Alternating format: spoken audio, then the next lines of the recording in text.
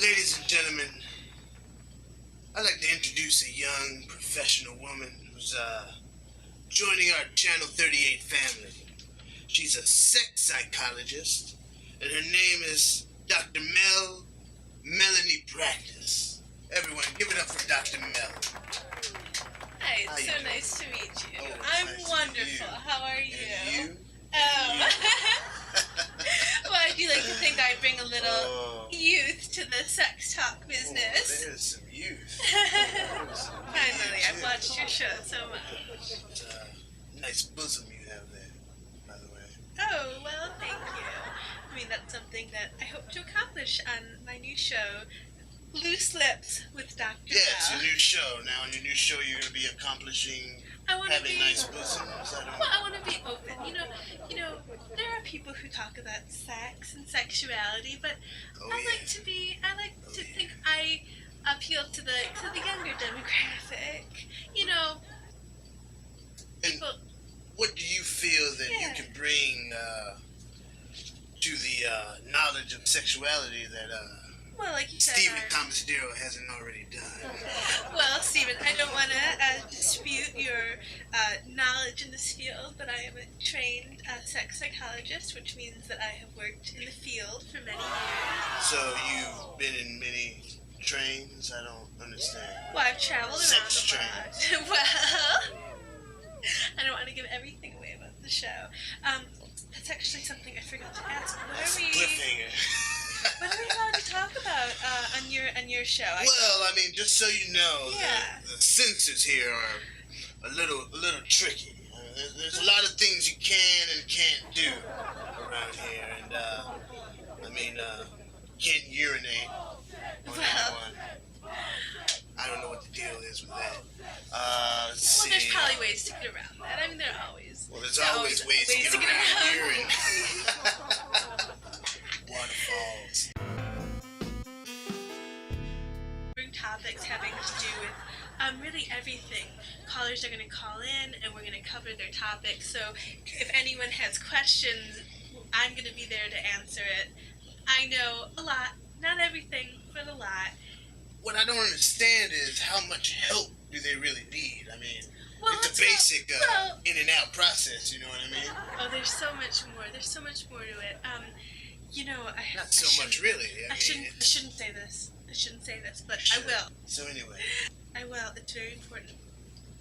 20 or 30 years from now, we're going to be having sex with robots.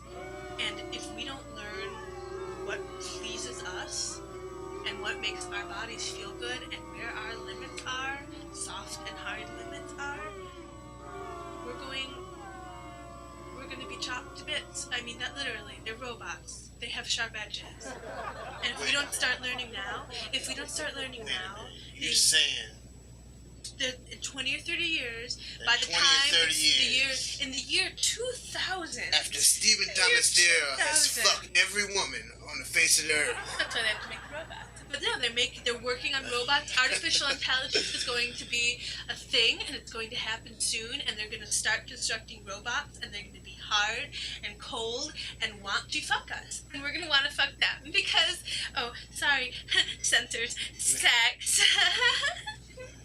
Well, I guess I can see that happening in the future. So do you, Lube is cheaper than oil, you know what I mean? Well, You get what I'm saying? I do. With the oil. So, you can ask any question. I can ask any question. Absolutely. And you will as long answer as it's censored out. Absolutely. To the best of my knowledge, I will. Scientifically, of course. Yes, I have a great deal of scientific knowledge in regards to the human body. I've studied extensively. Oh, all right.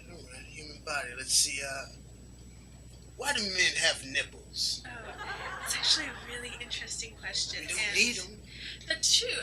It's actually the ancient Incas who came up with the answer.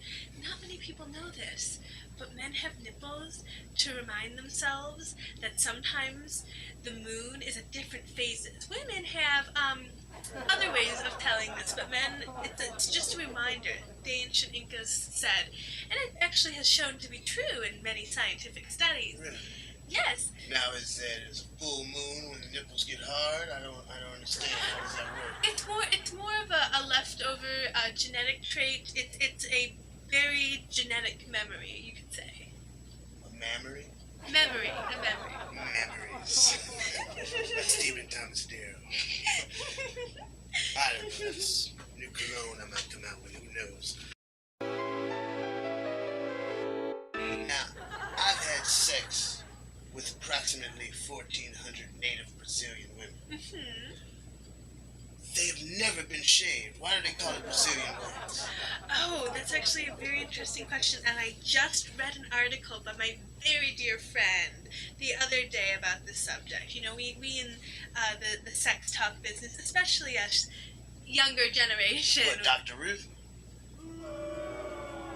You're friends with Dr. Ruth, right? Oh, You and the hag sit around and talk about your pussies?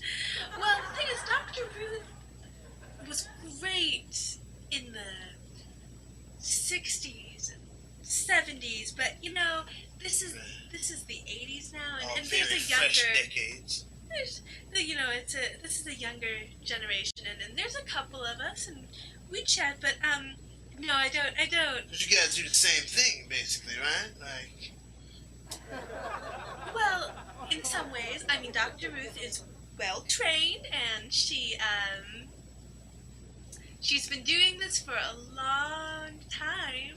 that makes her experience. Perhaps Well, I more think- trained than you. Well, I actually have more degrees in this subject than Dr. Ruth does. But anyways, I think a young perspective is exactly what the business needs. You know, just someone a little younger, a little, Okay. you know, more experienced in the things that she's talking about. I could dig it. I think parents would love for their children to watch a show that's going to show them blowjobs I think from so. a professionally Well, trained that's- woman such as Well, yourself. that's what I think.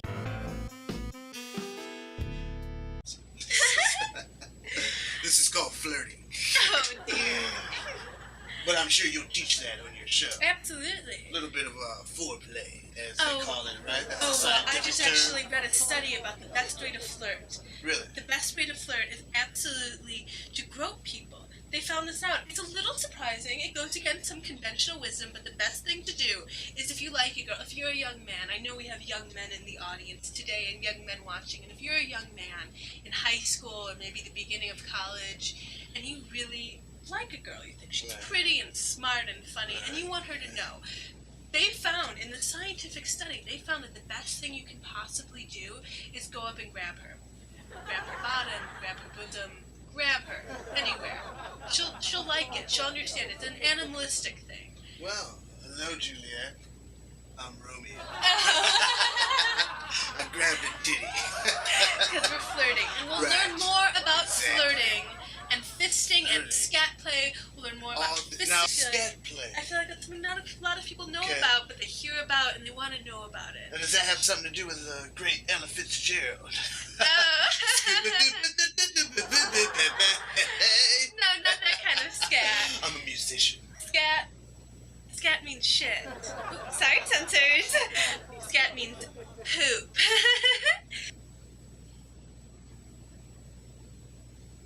Use lips. Wow. Besides myself, Yeah. what type of other, I guess, B-level celebrities are you going to have for your show? Oh, I don't actually plan on having many celebrities. You're special, of course. You're special.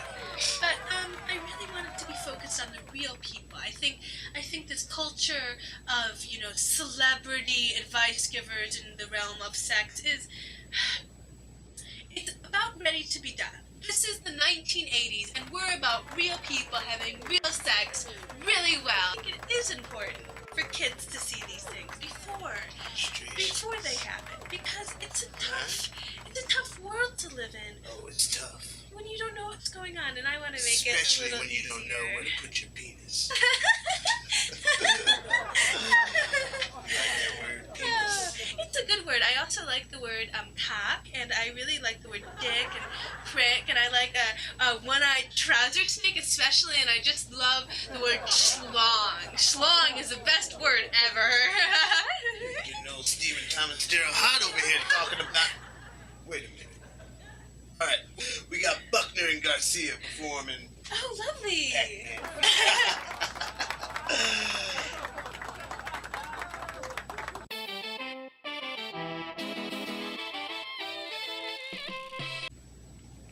So then, I said, get your dick out of the milk.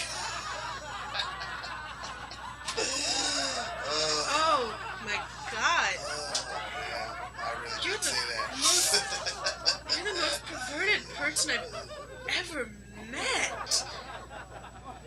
Thank you.